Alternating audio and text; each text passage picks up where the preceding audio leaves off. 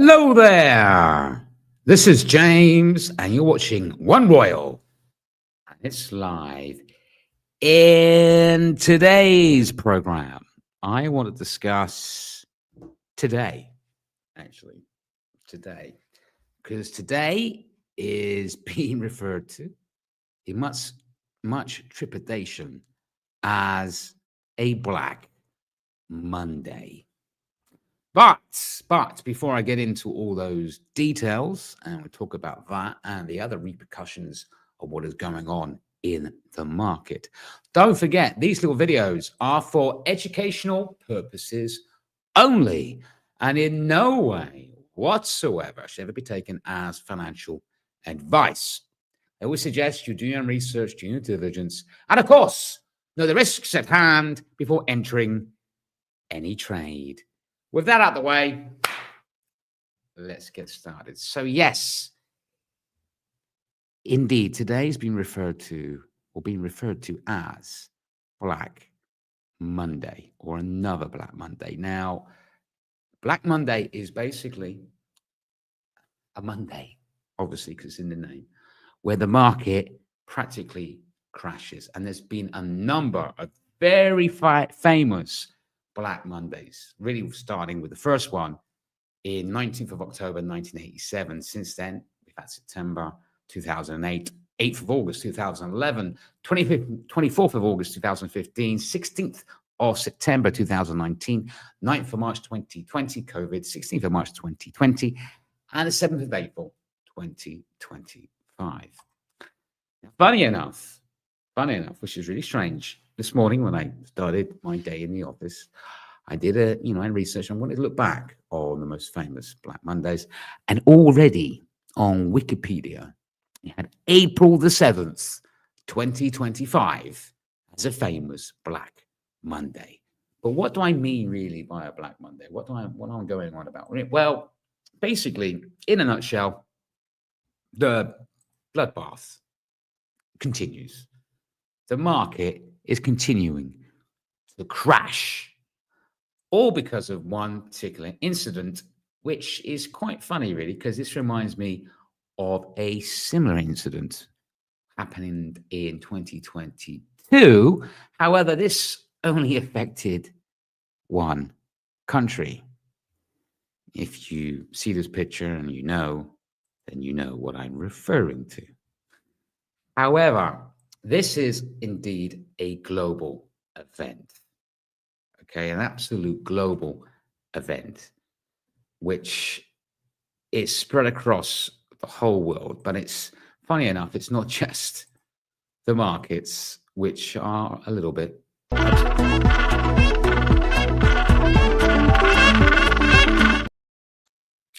Obviously, there's a little bit of humor there to try and lighten the mood of what's going on. But anyway, the global markets are continuing to crash. Start off with Asia. Starting off with Asia. Asia stocks tumbled further this morning. And in fact, they fell to levels that they haven't seen in decades. Japan's Nikkei 2025, or 225, should I say, hit the lowest level since November 2023.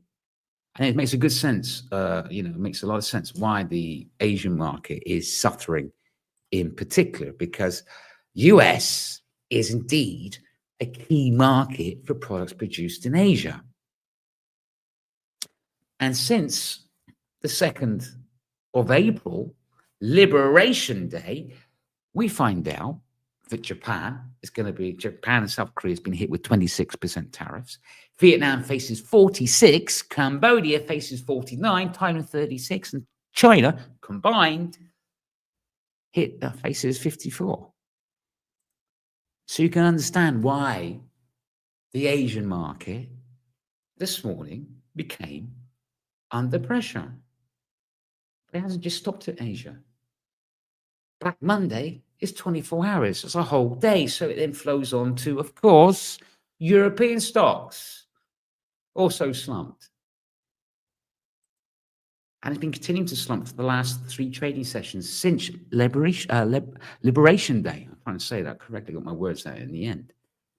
Last week, Euro Stoxx 600 dropped by 8.4%. That's the worst performance since COVID in 2022.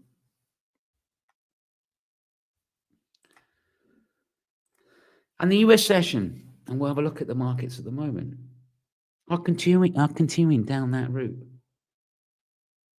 They are continuing down that route as well.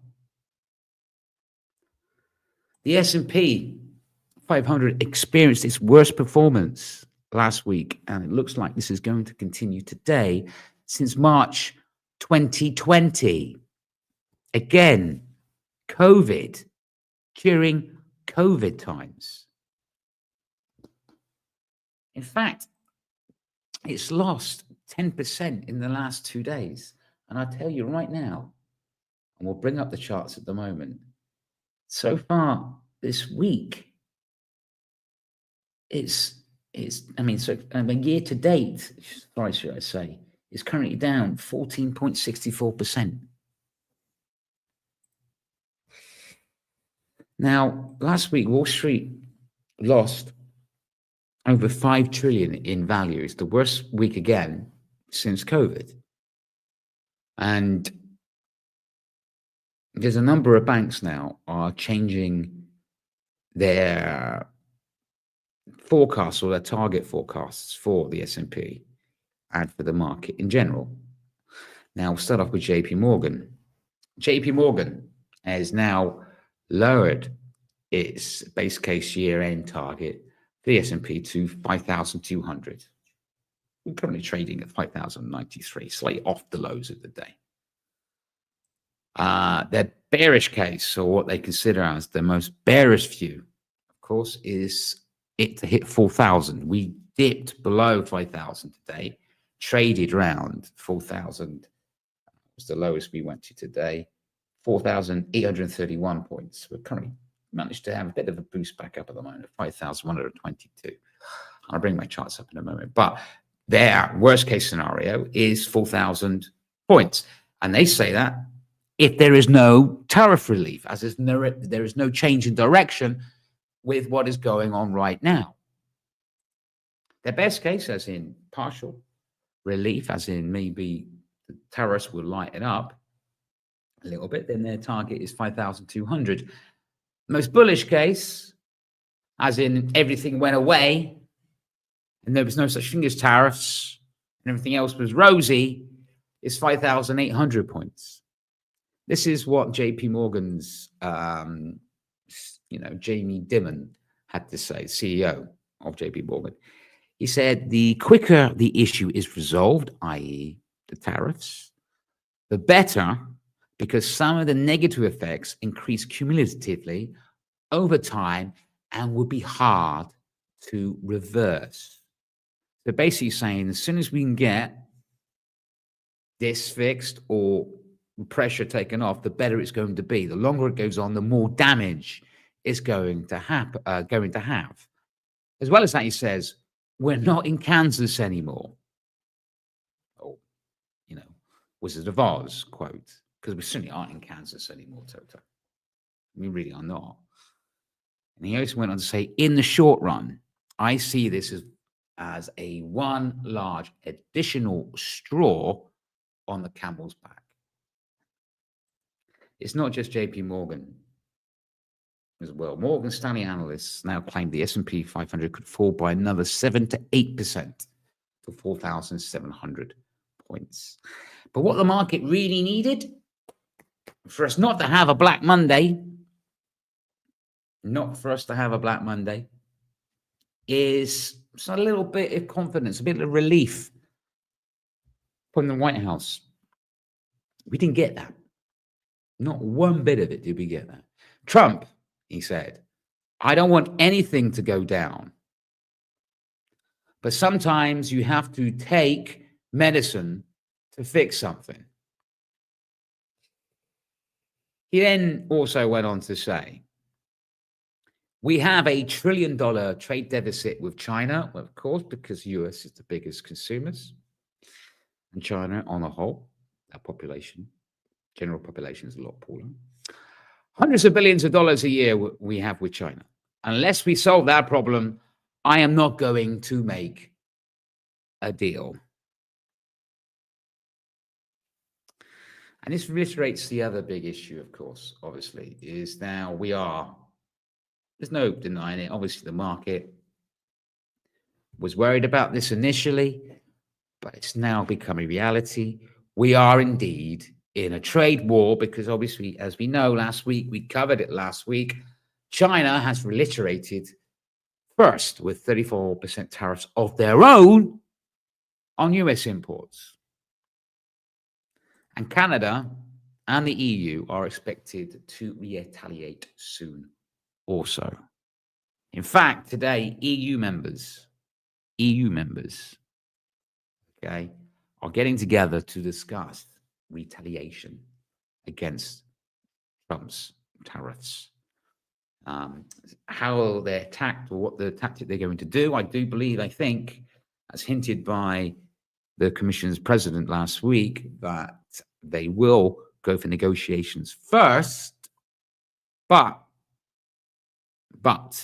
there is no doubt that we are in a full-blown trade war at this very moment. Whether we can have a ceasefire in this trade war, it depends on the number of people and one person in particular.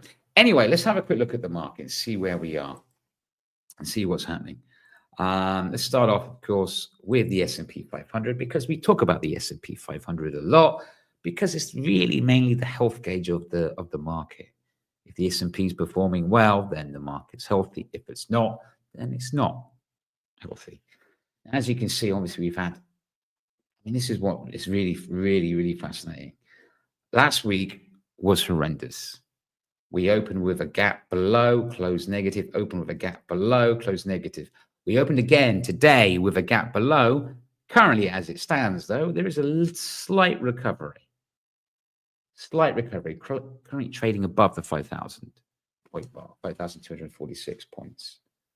Okay, so it's slightly up at the moment. Don't forget the session's only been open for nearly coming up to 40 minutes.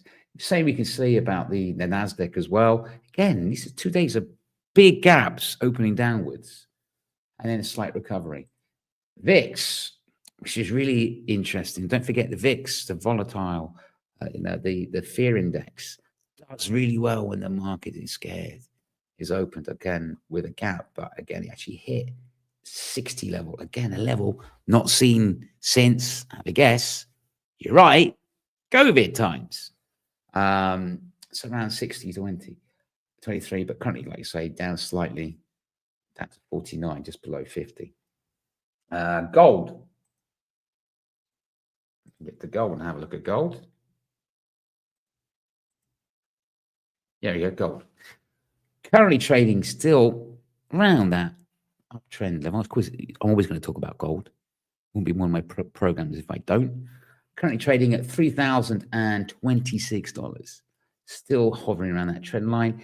It has suffered over the last couple of free trading sessions, really because bonds are beginning to surge because obviously the concern and obviously about profit taking, and as well as that, it's been dragged down as well by the other performance of the other metals, in particular copper and other industrial metals is also holding it down slightly. Look at the euro again as well, because the euro's been performing. Don't forget, it's been trading around a 6-month high against the dollar, because we've had dollar weakness. Still trading around about a 6-month high, 1.09. Sterling not doing as well. It hasn't kept that 6-month high level. Currently trading at 128.17. Let's have a quick look and see how the Mag 7 has opened the session. Tesla, not as bad as we all initially thought, but this is, again, it's only been open 40 minutes. Down currently around 38%, 0.38%. Meta is slightly more positive today. Managed to get a little bit comeback from the open. Microsoft, as well as that, is the same as that. Amazon, again, up slightly, up by 4.5% from the open today. So again, at the moment, it's a slight recovery. But overall, the global market is still sort of facing maybe not the most severe Black Monday we've ever seen, but still a Black Monday nonetheless. Anyway, moving on to other news. Because of all this going on as well, of course, I want to talk a little bit about global recession concerns becoming a reality. There's now more and more big investment banks are coming onto the scene and are saying or increasing their forecasts of a possibility of recessions this year. JP Morgan, which we covered last week, they now predict a 60% chance of a recession in 2025. That's up from 40% in the previous forecast. And as well as that, Goldman Sachs sees a 45% chance of a recession. So now all eyes are on one group of people in particular to rescue them, and that is the Fed. The Fed. Now, the market is now sort of looking at it and sort of anticipating, because of the recent turmoil and the recent drama of what we've been seeing, they are sort of now maybe pricing, and we might get more than one cut by the Fed to try and, put some adrenaline back into the market. Don't forget, we obviously have May coming up, where there aren't much anticipation that the Fed will indeed cut rates. And there are even now some are pricing in 5 rate cuts this year, which it seems a little bit ambitious for me, because bear in mind the Fed have been repeating the words uncertainty and holding firm on that. So anyway, strange, but it'd be interesting to see. There's an event happening this week where we could potentially see some of that, or get a hint if that's possible, and that's the FOMC minutes happening later this week. We'll talk about that a bit later. On other news, because of the decline, oil is fallen to a 4-year low, and indeed we have got risk-off sentiment currently at the moment, with obviously Bitcoin falling by 6%, quite a bit away from the highs it was experiencing back in the day of when Trump got in. And excellent, by the regulation and all that. We already covered that story in other videos. It's disappointed on that side of things. So really, in all this turmoil at the moment, what is the market looking for? And that is, of course, safe havens. Now, as we've already discussed, obviously gold already is still holding above the $3,000 level. There's still a lot of demand for it, but I think most hedge funds at the moment are looking towards the Japanese yen and the Swiss franc as safe havens of choice. In particular, the Japanese yen, which has strengthened against the dollar by around 3% since Liberation Day, or April the 2nd. So that'd be quite an interesting thing to look at. Anyway, other events. Let's get away from Black Monday. Let's get away from the tariffs. Let's talk about other things happening this week. Other things happening this week, which is going to be really interesting, is EU retail sales, which is today. US FOMC minutes. Like I say, this could give us a hint on how they're feeling and give us the light. Maybe they might do a rate cut in May. US CPI, US PPI, both those are expected to come in lower than the previous number. But then again, these are going to be probably the best numbers we're going to have for a while, because these are not taking into account tariffs, which are now beginning to kick in. And here's another big one for us. US consumer sentiment is a big one. Don't forget, the last reading was like a 2-year low. So we're going to have plenty of excitement at the end of the week. So really biggies for me, FOMC minutes. US CPI is going to be a good reading, but it's not going to tell us the future, what really is going to happen. And US consumer confidence, though, that is. Because if the consumer last month was already feeling negative and nervous, I'm pretty sure they're feeling pretty scared now. So that's going to be quite a big event too. Don't forget, this is indeed a live show, so you can talk to me anytime you wish, or simply say hello, or share with me your opinions. Let me know what you think. Let me know what you think about Black Monday. What do you think of Taurus? Where do you think gold's going to go? Where do you think the euro might go? By all means, you can chat and ask me questions. Of course, if you're watching me on YouTube and you like this sort of thing, by all means, subscribe if you like. Hit the notification button so you know next time we're going live. And if, like I say, if you like this sort of content and you put up with me, by all means, give me one of these. And sometimes if you're watching me on Twitter, because I'm live on Twitter as well, and you like this sort of thing, give us a follow if you like, or give us one of these. I think it's a heart, isn't it? I keep saying Twitter is X now, isn't it? I'm showing my age. On another thing, if you're not watching me live and you're watching this as a recording, because I noticed a lot of people go back and watch the recordings, they sometimes miss the lives. Feel free to leave a comment below, a question or your opinion, and I will see it and I will reply to it next time I go live on air. If there is no further questions, leaves me to say, till next time, don't forget, these little videos are for educational purpose. Oh, hang on, before I start that, I think I've got a comment. It's a really good question, actually. A very good question. When do you believe that the tariff crash will peak? I don't think there is any bottoms at the moment, personally. I mean, here's the big thing. It's a really good question, by the way, Costas. Really good question. Nobody knows. This is one of the biggest issues we have at the moment, is how much uncertainty there is. This is what is really feeding the market. Now, there's many people saying, do not buy at the dips. Okay? We haven't potentially seen the bottom of this yet. A lot of things like the Mag 7 was potentially overpriced. Don't forget the Mag 7 rot started with DeepSeek. This is just an additional thing. So because there's so much uncertainty, nobody knows there's a bottom on this. And the reason being is we've never gone through anything quite like this. Nobody can trust, unfortunately, the world, the way they see it, nobody can trust Trump's administration at the moment. They don't know if this is part of a negotiation tactic. They don't know if he's going to change tact like he has done in the past.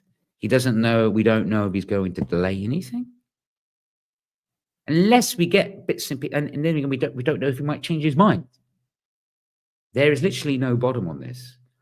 And it's not just the tariff. This is adding to fuel. There was an economy beginning to slow anyway before this started. This is just really added fuel to the fire. So there is no peak to the crash at the moment. The only thing I think personally is a great question. Only thing which I can think possibly turn it around is if maybe, because he would need the win, is he then starts maybe sort of accepting some sort of negotiations sort of thing, and then we might see a slight end. But I think tariffs is adding to it.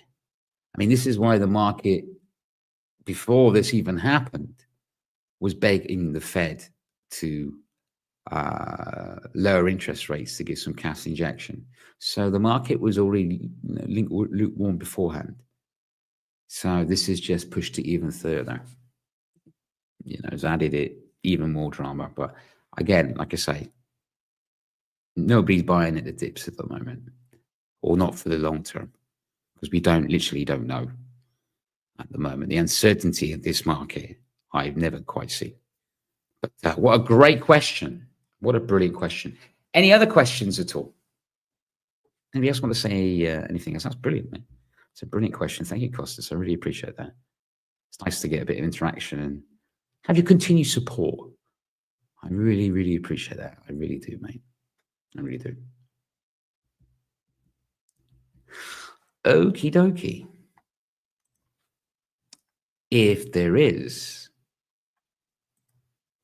no other questions, that's a great question. There is no questions. Like I was saying, don't forget, these little videos are for educational purposes only, and in no way whatsoever should be taken as financial advice.